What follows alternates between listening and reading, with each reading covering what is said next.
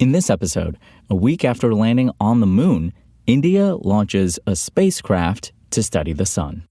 But before we get into that, Spotify is said to have had a thorny relationship with the makers of white noise podcasts for some time, and now the company seems to be taking more action against them. According to Bloomberg, white noise podcasters will no longer be eligible for Spotify's Ambassador Ads program as of October 1st. Under the program, Spotify pays podcasters to read ads for the company's own products. Its goal is to get more people to make shows for the platform. Bloomberg previously reported that some white noise podcasters were making as much as $18,000 per month, in large part due to Spotify itself paying them for ad placements. It recently emerged that the company considered pulling those types of podcasts from its platform entirely because they were making a $38 million dent on its gross annual profit. The company also plans to ask more podcasters to join its automated ads program. Spotify said it will split revenue from these ads in half with podcast operators, moving away from its previous approach of paying a flat rate based on impressions.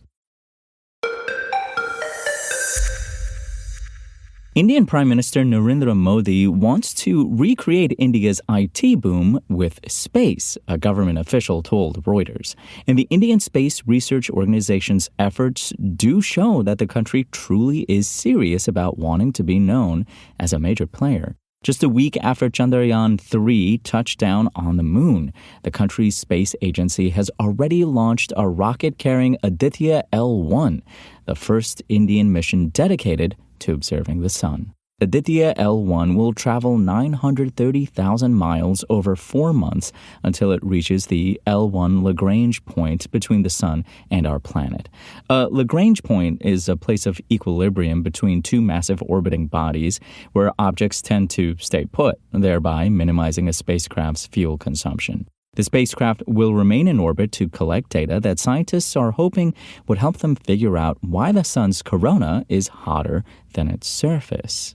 They're also hoping that the mission could provide information on how solar radiation and various solar phenomena affect communication systems and satellites, as well as power grids. By understanding those effects, space companies and agencies can better protect satellites in orbit. If scientists can predict coronal mass ejections, for instance, they can alert operators so that they can shut down their satellites' power before the phenomenon occurs. In addition, scientists are hoping that Aditya L1 can shed light on solar wind behavior and on how the sun's activity can influence the Earth's climate in the long run. Sankar Subramanian, principal scientist of the mission, said, "We have made sure we will have a unique data set that is not currently available from any other mission. This will allow us to understand the sun, its dynamics, as well as the inner heliosphere, which is an important element for current-day technology, as well as space weather aspects." India already has several other missions lined up for the coming years. It's working with Japan to send an uncrewed lander and rover to explore the South Pole region of the moon by 2025. Before that, by next year, it's planning to launch orbiters to observe Mars and Venus.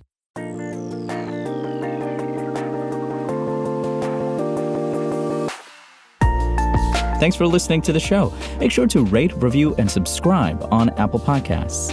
Today's show featured journalism by Engadget contributors Chris Holt and Mariella Moon and was produced by Spoken Layer. I'm Imran Sheikh, and we'll talk more tomorrow.